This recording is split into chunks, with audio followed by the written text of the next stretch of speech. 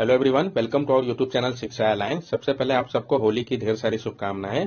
Today we are going to start our daily current affair session in which we will cover important news from several newspaper, PIB and various government sources.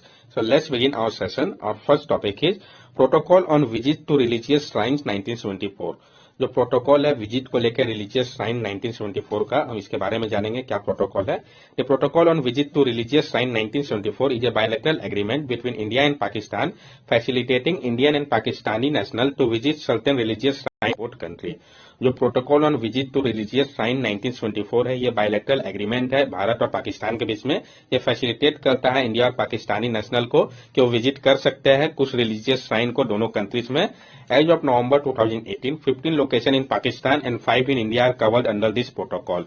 और नवंबर 2018 के समय में तक जो 15 location है पाकिस्तान के और 5 लोकेशन इंडिया के, इसको कवर किया गया इस प्रोटोकॉल के अंतर्गत। लोकेशन कवर इन इंडिया, जो लोकेशन जिसको कि कवर किया गया भारत के अंतर्गत, हम इसको जानेंगे, ये काफी इंपॉर्टेंट हो जाता है। Ajmer Sharif dargah dedicated to Sufi saint Moinuddin Chishti in Ajmer Rajasthan. जो अजमेर शरीफ दरगाह है जो कि डेडिकेटेड है आपका सूफी सेंट मोइनुद्दीन चिश्ती के लिए, अजमेर राजस्थान का। निजामुद्दीन दरगाह जो कि डेडिकेटेड है आपका सूफी सेंट निजामुद्दीन औलिया के लिए, दिल्ली का। आमिर खुसरो जो कि डेडिकेटेड है सूफी म्यूजिशियन आमिर खुसरो के लिए, दिल्ली पे।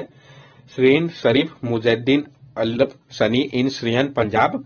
और कलियार शरीफ जो कि डेडिकेटेड है सूफी सेंट औलुद्दीन अली अहमद सबीर को, हरिद्वार के पास। ये पांचों भारत के हैं। ये न्यूज में क्यों आया? तो इंडिया ने कहा है कि वो विक्षुक है इंगेज करने के लिए बात पाकिस्तानी के साथ, ताकि वो अपग्रेड कर सके 1974 के प्रोटोकॉल को, जो कि अलाउ करेगा एयर ट्रेवल को, साथ साथ इंक्रीज करेगा जो नंबर ऑफ श्राइन्स है पिलग्रिम्स के लिए दोनों कंट्री जो विजिट कर सकते हैं, उसको बढ़ाने के लिए पाकिस्तान के साथ बात करेगा भारत। इसी कारण ये न्यूज में आया, तो इसलिए ये इंपॉर्टेंट हो जाता है। नेक्स्ट टॉपिक है हमारा स्पोर्ट बिल्ड पेलिकन्स। तो हम जानेंगे जो स्पोर्ट बिल्ड पेलिकन्स है इसके बारे में। नेमेटाटोड infestation had led to mass mortality of sport-billed pelican, Pelicanus philippinis at Telinapuram important bird area and Andhra Pradesh. जो एक निमेटाटोड इन्फेस्टन है, इसके कारण मास मोर्टेलिटी हुआ है स्पॉट बिल्ड पेलिकन का, जिसका साइंटिफिक नेम जो है वो पेलिकैनस फिलिपेंसिस है, जिसको कि आप टेलिनापुरम इंपॉर्टेंट बर्ड एरिया जो है आंध्र प्रदेश का, वहां पे देख सकते हैं। तो वहां पे मास मोर्टेलिटी देखा गया है। तो हम जानेंगे स्पॉट बर्ड पेलिकन के बारे में।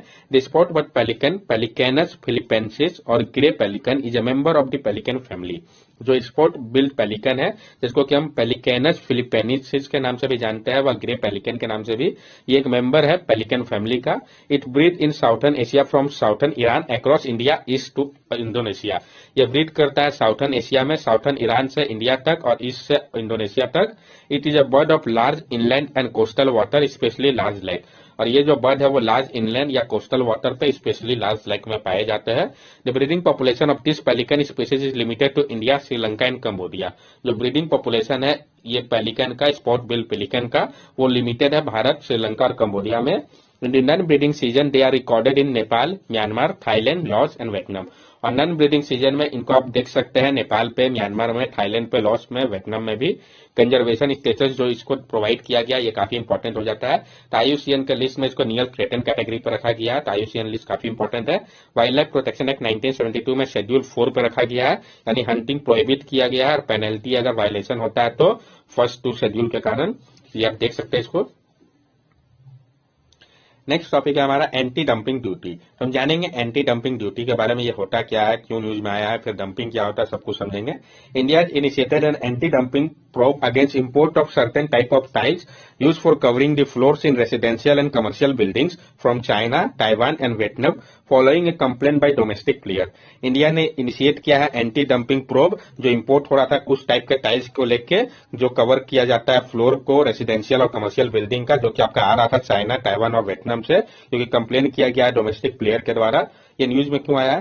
तो countries start anti dumping probe to determine whether their domestic industry have been hurt because of surge in import. Country जो है वो स्टार्ट करते हैं एंटी डंपिंग प्रोब को डिटरमाइन करने के लिए कि क्या उनका डोमेस्टिक इंडस्ट्री जो है उसको नुकसान पहुंच रहा है सर्ज होने के कारण, सस्ता इंपोर्ट के कारण। The dumping has caused material injury to the domestic player. If established, the Director General of Trade Remedies would recommend an anti-dumping duty on this import. ये जो डंपिंग है इसके कारण जो मटेरियल इंज्यूरी हो रहा है डोमेस्टिक प्लेयर का, अगर स्टैब्लिश होता है तो जो director general of trade remedies है वो रिकमेंड करेंगे एंटी डंपिंग ड्यूटी को इस इंपोर्ट को लेके। As a counter measure the India would impose this duty under the multilateral regime of the WTO।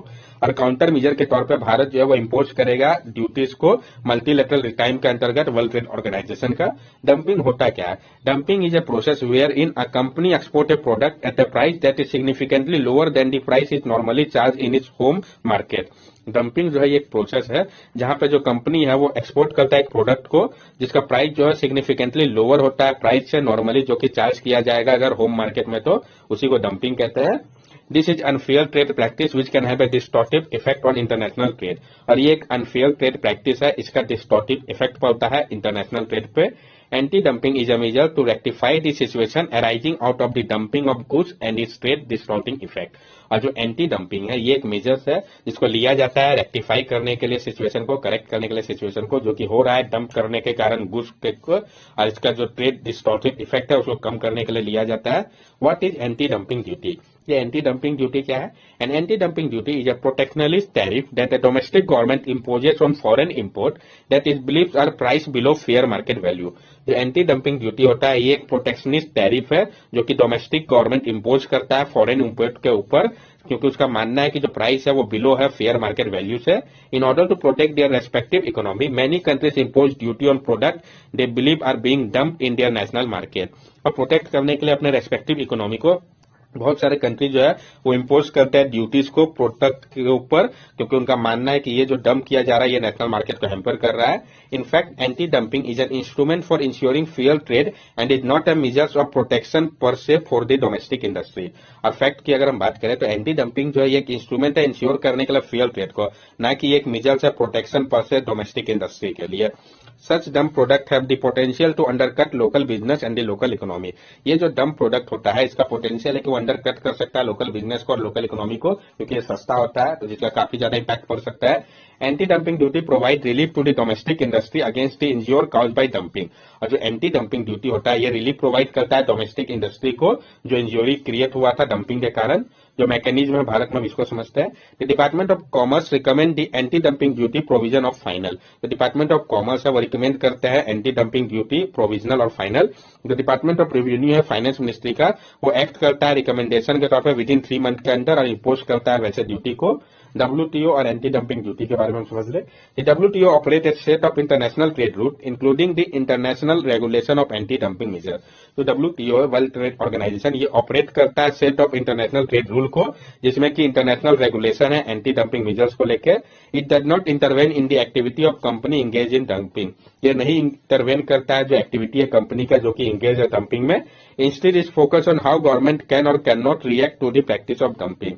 उसके जगह जो WTO वो फोकस करता है कि किस तरीके से गवर्नमेंट जो है वो रिएक्ट कर सकते हैं व नहीं रिएक्ट करे प्रैक्टिस ऑफ डंपिंग के ऊपर। In general, the WTO agreement permit government to act against dumping if it cause or threaten material injury to an established domestic industry। और जनरली जो WTO का एग्रीमेंट होता है ये परमिट करता है गवर्नमेंट को कि वो एक्ट करे डंपिंग के खिलाफ अगर ये थ्रेटन करता है वो मटेरियल इंजुरी करता है एस्टेब्लिश डोमेस्टिक इंडस्ट्री को। तो इश्यू विथ सच ड्यूटी, क्या इश्यू है एंटी डंपिंग ड्यूटी को लेके? Anti dumping duty have the potential to distort the market. जो एंटी डंपिंग ड्यूटी है इसका पोटेंशियल है कि ये डिस्टर्ब कर सकता है मार्केट को। In a free market, government cannot normally determine what constitute a fair market price for any good or service। अब फ्री मार्केट में गवर्नमेंट जो नॉर्मली नहीं डिटरमाइन कर सकते कि क्या कंस्टिट्यूट करेगा फेयर मार्केट प्राइस के तौर पे किसी भी गुड्स और सर्विस के लिए। काउंटर वेलिंग ड्यूटी भी होता है तो हम इसको भी समझेंगे। Countervailing duty is a specific form of duty that the government imposes in order to protect domestic producer by countering the negative impact of import subsidy. जो काउंटर वेलिंग ड्यूटी है ये एक स्पेसिफिक फॉर्म है duty का जिसको कि government impose करता है ताकि वो प्रोटेक्ट कर सके डोमेस्टिक प्रोड्यूसर को काउंटर करने के लिए जो नेगेटिव इंपैक्ट पड़ रहा है इम्पोर्ट सब्सिडी के कारण। Countervailing duty does an import tax by the importing country on imported produce. Countervailing duty जो है ये एक इम्पोर्ट टैक्स है इम्पोर्टिंग कंट्री के ऊपर इम्पोर्टेड प्रोडक्ट को लेके। नेक्स्ट टॉपिक है हमारा what is pollution under control certificate. ये जो हम PUC सर्टिफिकेट बोलते हैं ये पॉल्यूशन अंडर कंट्रोल सर्टिफिकेट है क्या और क्यों न्यूज में आया? Delhi government will soon make PUC certificate mandatory for fuel at filling station. Delhi government जो है वो बहुत जल्द PUC pollution under control certificate को मैंडेटरी करने जा रही है फ्यूल के लिए लेके फ्यूलिंग स्टेशन पे। PUC certificate, the PUC certificate is a document that any person driving a motor vehicle can be asked to produce by a police officer in uniform authorised by the state government. जो PUC pollution under control certificate है, ये एक document है जो कि कोई भी person जो कि ड्राइव कर रहा है मोटर व्हीकल को उनसे मांगा जा सकता है, प्रोड्यूस करने के लिए कहा जा सकता है पुलिस ऑफिसर के पास, जो कि यूनिफॉर्मली ऑथोराइज है स्टेट गवर्नमेंट के द्वारा। This issue certificate if a vehicle is found compiling with the prescribed emission norm, और वो इश्यू करता है सर्टिफिकेट को अगर व्हीकल जो है वो पाया जाता है कि वो कंपाइल कर रहा है प्रिस्क्राइब्ड एमिशन नॉर्म को तभी। Since motor vehicle amendment act 2019 came into force, PUC certificate has been made mandatory. जब से motor vehicle amendment act 2019 force में आया तब से पीयूसी सर्टिफिकेट जो है वो मैंडेटरी हो चुका है। A PUC certificate contain information such as vehicle license plate number, PUC test reading, date on which the PUC test was conducted and the expiry date। जो PUC सर्टिफिकेट है ये contain करता है इन्फॉर्मेशन को, vehicle के licence plate के number को लेके, PUC टेस्ट रीडिंग को लेके, जो डेट है किस दिन PUC टेस्ट को कंडक्ट किया गया था, जो उसका एक्सपायरी डेट है, ये सारा इन्फॉर्मेशन उस सर्टिफिकेट में मेंशन होता है। How is pollution control check carried out, किस तरीके से जो पॉल्यूशन कंट्रोल चेक है इसको कैरी किया जाता है। The computerise model for pollution check was developed by the society of Indian automobile manufacturer. जो कंप्यूटराइज मॉडल है पॉल्यूशन चेक करने के लिए, इसको डेवलप किया गया है society of Indian automobile manufacturer के द्वारा। A gas analyser is connected to a computer to which a camera and a printer are attach. एक गैस एनालाइजर को कनेक्ट किया गया कंप्यूटर से, जिससे कि एक कैमरा और प्रिंटर भी अटैच है। जो गैस एनालाइजर है वो रिकॉर्ड करता है एमिशन वैल्यू को और भेज देता है कंप्यूटर पर डायरेक्टली। जो कैमरा होता है वो कैप्चर करता है लाइसेंस प्लेट को व्हीकल का। सब्सिक्वेंटली जो सर्टिफिकेट है उसको इश्यू किया जाता है अगर एमिशन वैल्यू जो है वो लिमिट में रहता है तो। फाइन फॉर नॉन कंपाइलेंस, जो फाइन है अगर आप नहीं पालन करते हैं पीयूसी सर्टिफिकेट के नियम को तो। The test cost between ₹60 and ₹100। जो टेस्ट कॉस्ट है पीयूसी सर्टिफिकेट लेने के लिए वो ₹60 और ₹100 है। जो वैलिडिटी है टेस्ट का वो 1 ईयर है बेसल 4 व्हीकल के लिए और 3 मंथ है बाकी व्हीकल के लिए। जो फाइन है पीयूसी वायलेशन के लिए वो अप टू 10,000 तक है। ये जो है ₹1,000 अगर पहला ऑफेंस है, ₹2,000 सब्सिक्वेंट वायलेंस के लिए जब से अमेंडमेंट जो है वो फोर्स पे आया है। मतलब जो पेनल्टी है वो 1,000 से लेकर 10,000 तक हो सकता है आपको, जबकि बनवाने का कॉस्ट ₹60 है और वो आपका 1 साल तक का वैलिडिटी है। तो ये क्या है, बनवाना ही लॉजिकली फायदेमंद है, तो इसलिए बनवाना चाहिए। नेक्स्ट टॉपिक है हमारा बैड बैंक, तो हम जानेंगे बैड बैंक के बारे में। A key proposal announced in this year 2021 budget, a bad bank to deal with stressed asset in the loss-laden banking system has received all regulatory approval। ये की प्रपोजल था जिसको अनाउंस किया गया था 2021 के बजट के दौरान, जो कि बैड बैंक था, ताकि डील किया जा सके स्ट्रेस एसेट से लॉस लेडन बैंकिंग सिस्टम का। उसको मिल चुका है सारा रेगुलेटरी अप्रूवल। हम जानेंगे कि ये NARCL है क्या। Setting up of NARCL, the propose bad bank for taking over stress asset of lender was announce in the budget for 2021-22।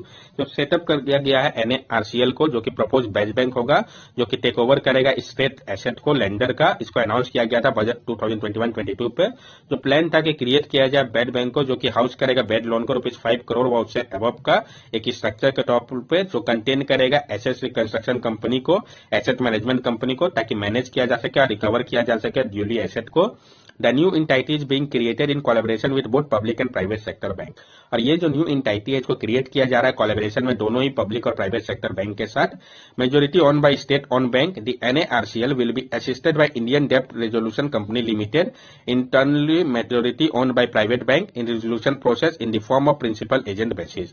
जो मेजोरिटी ओन किया गया है स्टेट ओन बैंक के द्वारा, इसमें जो NARCL होंगे वो उसको एजिस्ट करेगा इंडियन डेब्ट resolution company limited.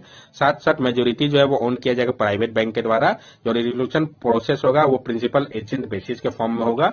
How is NARCL different from existing ARC, how can it operate differently.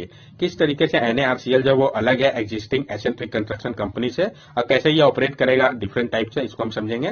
जो प्रपोज बैच बैंक है जो कि पब्लिक सेक्टर कैरेक्टर के अनुसार है, जो आइडिया है कि मूट किया जाए गवर्नमेंट के और मेजोरिटी ओनरशिप जो वो रहे स्टेट ऑन बैंक के पास। अभी प्रेजेंटली क्या है, जो एसेट रिकंस्ट्रक्शन कंपनी है टिपिकली वो स्टीप डिस्काउंट देता है लोन के ऊपर। जो प्रपोज बैड बैंक जिसको कि सेटअप किया जा रहा है वो वैल्यू इश्यू करेगा, जो कि आएगा गवर्नमेंट के इनिशिएटिव के माध्यम से। जो government bank asset reconstruction company होगा वो डीप पॉकेट होगा, तो वो बाइप कर सकता है बिग अकाउंट को, इसलिए वो फ्री अप कर सकेगा बैंक को कैरी करने से इस अकाउंट को बुक पे। What is asset reconstruction company, फिर ये एसेट रिकंस्ट्रक्शन कंपनी जिसके बारे में हम लोगों ने कहा है वो क्या है। It is a specialised financial institution that buy the non performing asset from bank and financial institution so that they can clean up their balance sheet. This help bank to concentrate on normal banking activity. जो asset reconstruction company है ये एक specialised financial institution है जो कि bye करता है non performing asset को बैंक और फाइनेंशियल इंस्टीट्यूशन से, ताकि वो क्लीन अप कर सके अपने बैलेंस शीट को। ये मदद करता है बैंक को कि वो कॉन्सेंट्रेट करे अपने नॉर्मल बैंकिंग एक्टिविटी के ऊपर। द एसेट रिकंस्ट्रक्शन कंपनी और ARC are registered under the RBI. और जो एसेट रिकंस्ट्रक्शन कंपनी और एआरसी है वो रजिस्टर होते हैं आरबीआई के अंतर्गत। लीगल बेसिस इसका क्या है? The security and reconstruction of financial asset and reinforcement of security interest SARFAESI act 2022 का ये प्रोवाइड करता है लीगल बेसिस सेटअप करने के लिए एआरसी को इंडिया में। कैपिटल नीड फॉर एआरसी, जो कैपिटल की आवश्यकता पड़ेगी एआरसी के लिए। As per amendment made in SARFAESI act in 2016, an ARC should have a minimum net on fund of ₹2 crore. The RBI raised this amount to ₹100 crore in 2017। जो amendment था SARFAESI act में जो किया गया था 2016 में, उसके अनुसार जो एआरसी है उसके पास मिनिमम सेट ऑन फंड होना चाहिए ₹2 करोड़ का। आरबीआई ने बाद में इस अमाउंट को रेज करके ₹100 करोड़ कर दिया 2017 में ही। जो एआरसी है वो मेंटेन करते हैं एक कैपिटल एजुकेशन रेशियो को 15% इनके रिस्क वेटेड एसेट का। जरूरत क्यों पड़ा? The total stretch in the banking system would be in excess of ₹15 lakh crore. The bank burden with stretch asset and limited capital will find it difficult to manage the NPA. There is also limited capital that the government can provide. This is where the bad bank model would step in and help both the government and bank. जो total stress है banking system में वो access हो चुका है 15 लाख करोड़ से ज्यादा का है। और जो बैंक का बर्डन है स्टेट एसेट को लेकर, जो लिमिटेड कैपिटल है, ये काफी डिफिकल्ट कर देता है मैनेज करने में एनपीए को। इसी कारण जो लिमिटेड कैपिटल है गवर्नमेंट के पास जो कि वो प्रोवाइड कर सकते हैं, इसलिए बैंक मॉडल जो है बैड बैंक मॉडल ये आया है सामने, जो कि मदद कर सकता है दोनों ही गवर्नमेंट और बैंक का। That's all for daily current affair session. अगर आपको हमारी वीडियो अच्छी लगी हो तो हमारे चैनल को सब्सक्राइब करें, हमारे वीडियो को लाइक करें और ज्यादा से ज्यादा शेयर करें। These are our social media link. From here also you can stay connected with us and give us your valuable feedback. Thank you and have a nice day.